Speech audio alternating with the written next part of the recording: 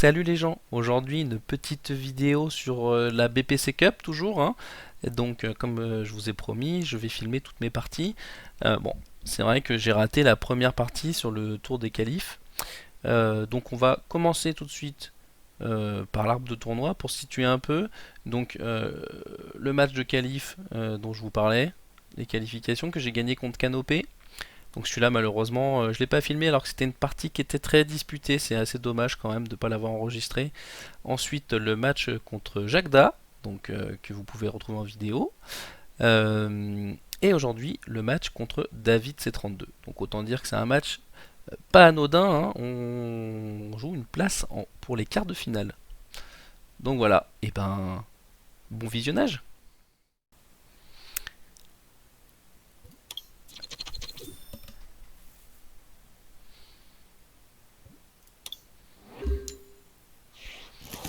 Donc voilà, j'ai le choix de commencer. On est sur une misère, tout va bien. Voilà, c'est le jeu.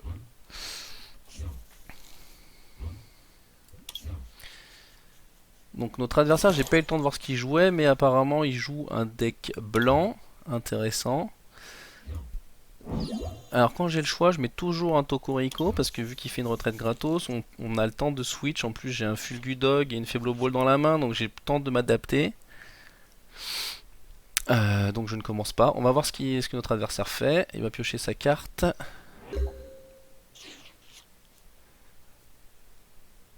Donc on va aller chercher de l'énergie déjà.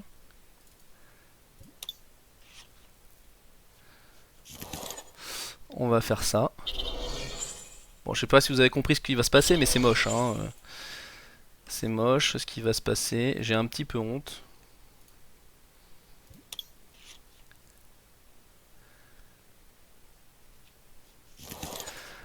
Vous devez défausser deux cartes de votre main pour protéger ce talent. Bon, bah rien de faramineux. 60. Et bah écoute, j'ai gagné.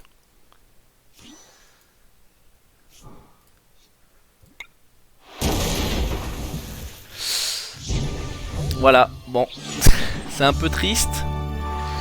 Et oui, c'est un peu triste pour notre adversaire. Je pense qu'il a eu une main un peu foireuse. Malheureusement, pas beaucoup de chance au démarrage. Bon, on espère qu'on va se rattraper sur la deuxième manche.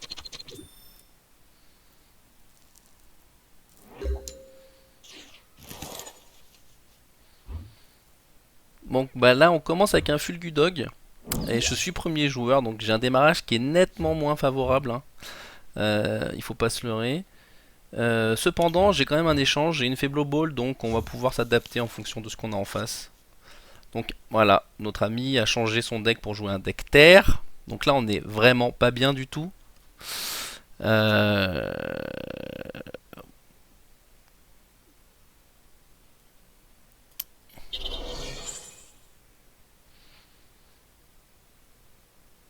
Là, autant dire qu'avec une double énergie blanche, on va prendre la foudre, hein. Ça, faut pas se leurrer. Je vais quand même aller chercher un petit Tokoriko. Et puis on va attendre. On va attendre.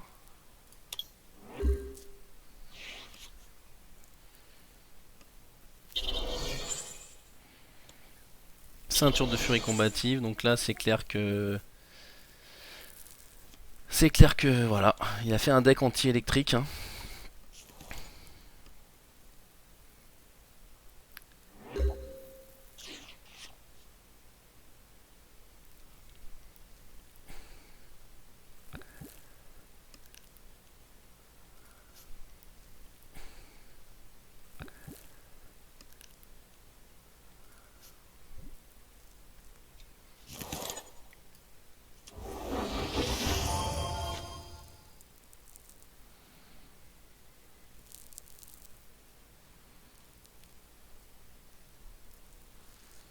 Est-ce que je charge Tokoriko ou pas?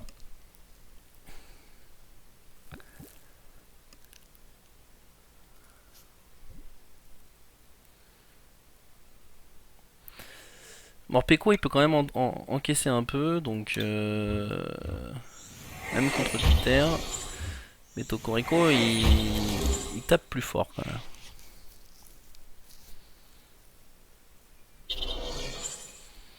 Donc là je vais commencer à prendre la foudre, hein.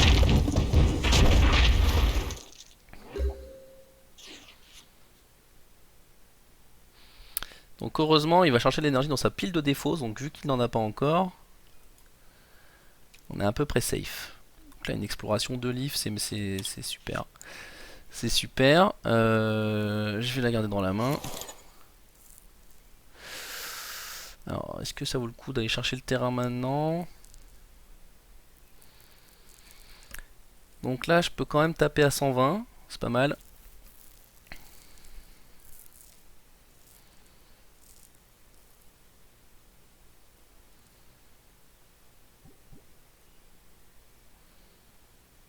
« 40 points de vie au Pokémon.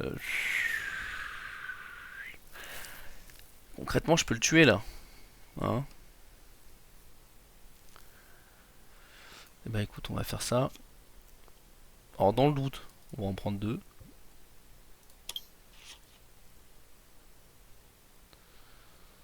Voilà.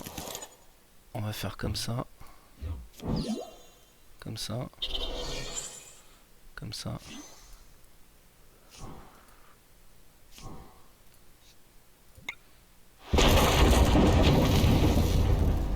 Et c'est la win. Bon bah ça a été un peu expéditif. Ça y est les amis, c'est fait. On est qualifié pour les cartes finales. Je suis très content d'être arrivé jusqu'ici. J'ai travaillé longtemps sur mon deck. Je l'ai longtemps peaufiné et je suis très satisfait de la façon dont il tourne.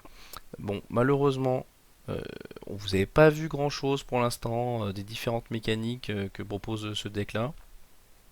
J'espère qu'on va avoir des matchs disputés dans la suite du tournoi où mon deck va être mis à mal et voir un peu comment on peut s'en sortir. Ça, ce serait vraiment hyper intéressant pour le contenu des vidéos. Et aussi pour moi, j'aime bien les parties très disputées, hein. J'avoue que c'est un peu, surtout en milieu compétitif, c'est un peu ce qui fait un peu l'essence du jeu. Du coup, moi ce que je vous propose, c'est que vu que là les matchs ont été très rapides, j'avais prévu de faire une petite vidéo un peu explicative sur le contexte, là où on en est des extensions, le deck, la métagame actuelle, etc. Je pense qu'on va faire ça maintenant, comme ça nous fait une vidéo un peu conséquente et bon, j'avais prévu 30 minutes sur la vidéo à peu près, donc on a encore un peu de temps. Alors je vais commencer par vous parler du contexte. Pour situer, on est en 2020, on sait jamais hein, si vous regardez la vidéo en 2078 et que vous savez pas de quoi je parle. Pour bien vous aider à situer, on est en pleine épidémie de coronavirus. La grande épidémie de 2020, comme vous l'appellerez sûrement à l'école. Mais concrètement, ça veut dire quoi? Concrètement, ça veut dire qu'on vient de voir, il y a quelques semaines, la sortie en France de l'extension Clash des Rebelles, qui est la deuxième extension de la génération épée et bouclier. Épée et bouclier qui est, si je dis pas de bêtises, qui est la huitième génération, je crois, de cartes Pokémon. Donc, qu'est-ce que ça veut dire? Ça veut dire que dans épée et bouclier, on a les cartes V qui sont sorties, et leur évolution qui sont les cartes VMAX. Et qu'est-ce que ça implique? Ça implique que les cartes X sont clairement délaissées. Maintenant, les cartes X ne tapent plus assez fort et n'encaissent pas assez, mais rapportent toujours 2 points de victoire à l'adversaire. Donc elles sont clairement délaissées. Il y en a quelques-unes, hein, quelques rares exceptions qui sont encore jouées. Pour les cartes GX, c'est vrai que ça commence aussi à virer pareil. Et il y a encore les cartes escouade qu'on voit dans les decks, hein, parce que les cartes escouade ont énormément de vie et permettent de bien encaisser.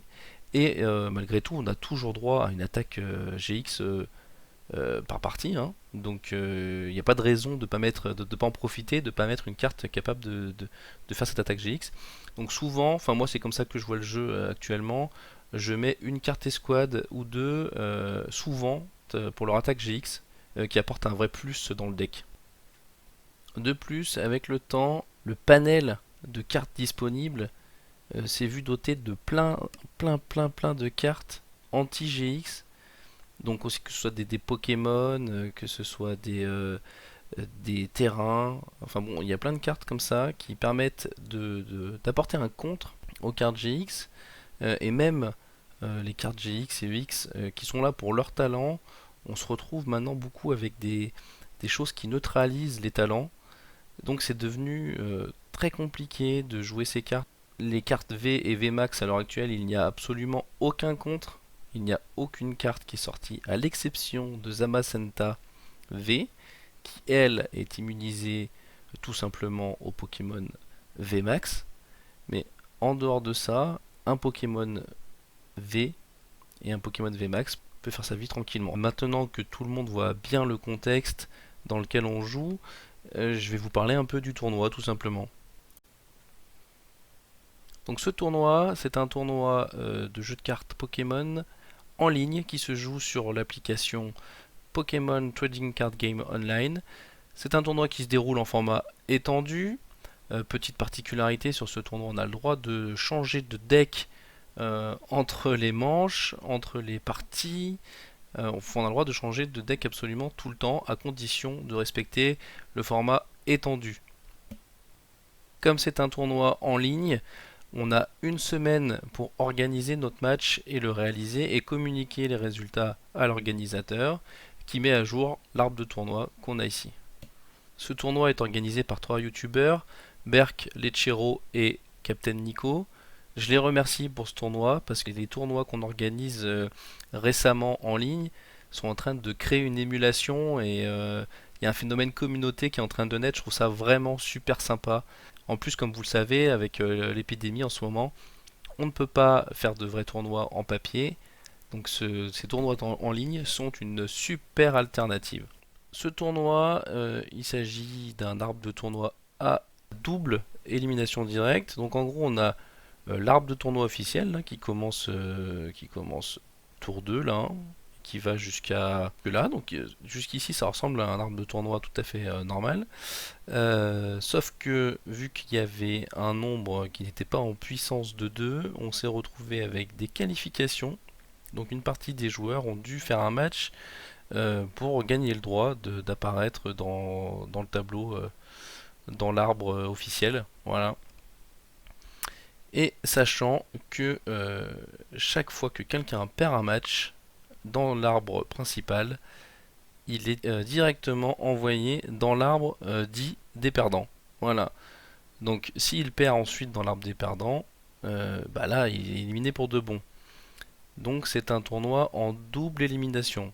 Donc je vous avoue que je n'étais pas très familier de ce genre d'arbre de tournoi, donc je sais pas si ça c'est quelque chose qui se fait beaucoup. Là moi j'en suis où? Je suis là, donc j'ai commencé, j'ai pris le chemin le chemin des warriors, hein. J'ai commencé par faire un tour de qualif. J'ai affronté Canopé, donc comme je le disais déjà, le match contre Canopé était un match très disputé, c'est quelqu'un que j'ai déjà affronté, et c'est un adversaire redoutable. Ensuite, j'ai affronté Jagda, que je ne connaissais pas du tout. On était en aveugle complet.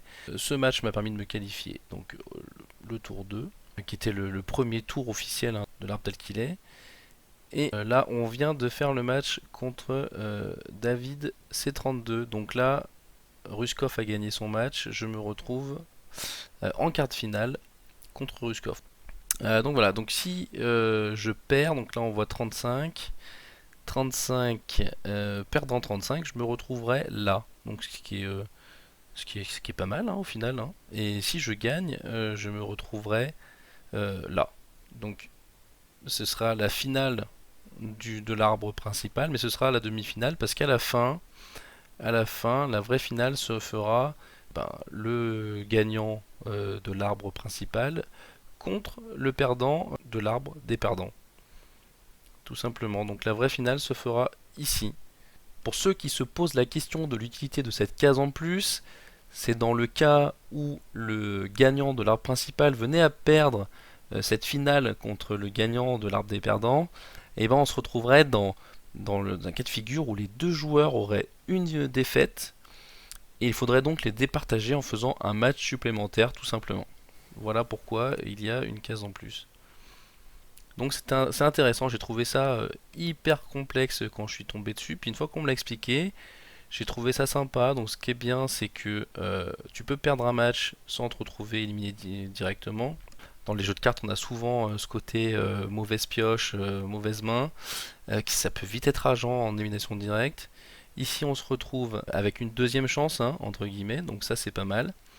Et puis si jamais on perd, et ben ça évite de se retaper des matchs alors qu'on a juste envie d'arrêter, de se barrer. On vient d'enchaîner 2 défaites, c'est bon quoi. Donc je trouve que l'un dans l'autre, c'est plutôt une bonne solution. J'espère que vous y voyez plus clair sur cet arbre de tournoi qu'on voit depuis 2 vidéos et qui est un peu compliqué. Maintenant, si vous le voulez bien, on va parler du deck. Alors ça, c'est le deck que j'ai choisi pour faire le tournoi. J'ai envie de dire mon deck principal parce qu'on a le droit de changer de deck au fur et à mesure des parties. Pour l'instant, j'ai toujours joué celui-là. J'ai pas ressenti le besoin d'en jouer un autre. C'est un deck déjà en format étendu pour, euh, pour coller au tournoi. C'est un deck sur lequel j'ai passé beaucoup de temps pour le peaufiner. Il a pas mal évolué au fil du temps. Donc je me voyais pas jouer un autre deck. Et je me sens vraiment à l'aise avec celui-là. Donc on va commencer par les classiques. Donc Ensemble d'évolution, Faible Ball, Lettre du Professeur. C'est un peu la base de tous les decks. En général, c'est des cartes que je vais chercher avec Carolina dans mes decks. Là, j'ai choisi Exploration de Leaf parce qu'au fil du temps, je me suis débarrassé de toutes les cartes avec des talents. On a vu fleurir des decks qui neutralisent les talents sur les Pokémon et ça peut être un problème. Donc je me suis dit autant s'affranchir de ce problème et éviter tous les contres possibles. Donc j'ai viré tous les Pokémon avec des talents et je me retrouve avec Exploration de Leaf. Donc pour ceux qui connaissent pas, en gros c'est une Carolina x2. Donc c'est une Carolina qui va chercher 2 cartes dresseur à condition que les Pokémon en jeu n'aient pas de talent. Donc vu qu'on est dans un deck électrique, j'ai mis des électro-puissances, j'en ai mis 4 bien sûr. Ordre du boss, bah, bien entendu, le remplaçant de Lysandre. Voilà, c'est toujours utile, je m'en sers surtout en fin de game, quand il me reste quelques points à marquer, je m'en sers pour finir la partie. Donc c'est pas une carte que je vais aller chercher pendant la partie, par contre au fil du temps je risque de l'avoir dans la main. Et je vais la sortir au bon moment pour aller finir un gros Pokémon qui est sur le banc qui est déjà bien entamé, ou alors chercher un petit Pokémon pour le finir vite et finir la partie. Le charge VS qui est un classique aussi dans les decks, j'en ai mis que 2. Courrier du dresseur pareil, quand je me retrouve un petit peu les mains vides, c'est toujours utile. La carte échange qui est vraiment très importante dans ce deck, parce qu'on a des cartes comme Tokoriko qui ne peut pas taper 2 tours de suite. Donc le fait de pouvoir faire une retraite plus un échange, ça permet de pouvoir retaper pendant le tour d'après quand on n'a pas d'autres Pokémon chargés sur le banc. Donc ça c'est vraiment utile et puis en plus la carte échange permet de gérer le endormi et le paralysé, voire le confus. Les pierres allégées sont utiles pour les Pokémon qui payent leur retraite, contrairement à Tokoriko. La pierre allégée est un peu surfaite, j'aurais pu mettre des ballons parce que j'ai aucun de mes Pokémon qui au final a des retraites qui coûtent plus de 2, mais bref, qui peut le plus peut le moins. Le relais optimiste est important dans ce deck parce que le but est de mettre la pression dès le début de game et obliger l'adversaire à réagir plutôt que d'agir. Et si il me tue un Pokémon et que je suis obligé de repasser par une phase de chargement de Pokémon, bah, je laisse du temps à mon adversaire pour respirer et il va pouvoir prendre des initiatives qui vont m'embêter. Avec le relais optimiste, il peut me tuer un Pokémon, ça arrive, il faut l'anticiper. Mais dans ce cas-là, l'énergie n'est pas perdue, elle est transférée sur un autre Pokémon qui tout de suite va pouvoir remettre la pression et ne va pas laisser de répit à notre adversaire. Donc ça c'est pour les cartes dresseurs. Ensuite on va parler des Pokémon. Alors du coup j'ai 2 Fulgudog V, 2 Morpeko V, 2 Morpeko V Max, un Raichu Squad, 4 Tokoriko V. Du coup, on va pas présenter Fulgudog V, c'est la carte qui a remis au goût du jour les decks électriques. Pour une énergie, on charge les petits copains. Pour 2 énergies, on tape fort. Deuxièmement, Morpeko V, Morpeko V Max. Ils sont là pourquoi? Ils sont là parce qu'il me fallait un Pokémon évolutif dans mon deck pour pas être bloqué sur les cartes immunisées aux Pokémon de base. Morpeko V a un petit côté que j'aime bien, c'est qu'il a une attaque pour une énergie, il fait 20 de dégâts. Donc si on a une ou 2 électropuissances en début de game, on peut gagner sur un malentendu si notre adversaire avait une main un peu pourrie. Et si jamais on a que Morpeko dans la main. Ensuite, Raichu Esquad. J'adore les cartes Esquad, je la trouve celle-là particulièrement belle. Je la jouais pas avant, alors que je l'ai depuis un moment dans ma collection. Parce que c'est une carte qui a besoin de switcher avec un Pokémon de banc de façon assez régulière pour être efficace. Et avant, ça demandait des setups un peu complexes pour le mettre en œuvre. Maintenant, avec Tokuriko V qui a un coup de retraite de 0, c'est bonheur, ça se fait tout seul. En plus, c'est un Pokémon qui peut paralyser. Et paralyser, ça permet de temporiser les très grosses cartes que je peux pas one-shot avec les autres Pokémon. Donc c'est un petit plus. Vu qu'il est là pour une utilisation un peu spécifique, j'en ai mis qu'un dans mon deck. J'avoue que des fois je suis tenté d'en mettre deux et puis d'enlever un Tokuriko, mais j'aime tellement le Tokuriko V que j'ai du mal à m'en passer. Tokuriko V, une énergie, on fait 20 dégâts, on pioche deux cartes. En début de game, c'est juste énorme, c'est pour ça que j'en ai mis 4 dans mon deck. Et pour 3 énergies, on fait 200. C'est vraiment très fort. C'est un deck qui globalement tape très fort, qui tape très vite. C'est un deck qui a plein de mécaniques qui sont très simples, les synergies, il n'y a rien de compliqué. Du coup, c'est simple, c'est efficace, c'est rapide, c'est fiable, c'est tout ce que j'aime dans ce deck. C'est ce qui fait que je fais du résultat avec ce deck. Bon, là, je dis pas que c'est invincible, je perds, hein, ça m'arrive, hein, bien entendu, mais c'est un deck auquel j'ai beaucoup de plaisir à jouer. J'aime pas quand un deck est très compliqué à mettre en œuvre et qu'un petit grain de sable dans le rouage fait qu'il n'y a plus rien qui marche. C'est hyper frustrant à jouer ce genre de deck. Là, on est sur un deck hyper simple. J'ai une solution à peu près à tous les cas de figure. Je suis bien. Voilà. Donc, j'espère que ce deck vous a plu. Moi, je l'adore personnellement. Et puis j'espère que la vidéo vous a plu, j'espère que ça n'a pas été trop long, que je me suis pas trop noyé un peu en explications. Et puis ben je suis comme vous, j'ai hâte de voir la suite du tournoi, j'ai hâte de voir ce que ce deck va donner sur des matchs un peu plus à plus haut enjeu on va dire. Donc je vous donne rendez-vous pour les prochaines vidéos et la suite du tournoi. Merci à tous.